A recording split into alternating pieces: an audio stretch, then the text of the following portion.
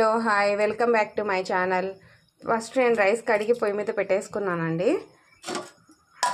ఇక్కడ దొండకాయల ఫ్రైకి దొండకాయలు తరిగి పెట్టుకున్నాను. ఇవి పొయ్యి మీద వేసేసుకుంటాను.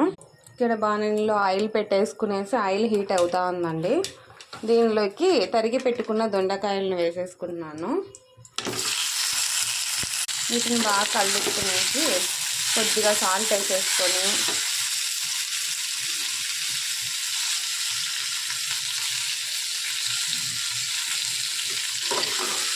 సిమ్లో పెట్టుకునేసి బాగా మగ్గపెట్టేసుకోవాలండి. ఈ లోపల కింద కుంపట్లో ఉన్నటువంటి అంటు మామిడి ఆకు పాయలాకు కోసి పెట్టుకుందాం. రండి చూసేద్దాం.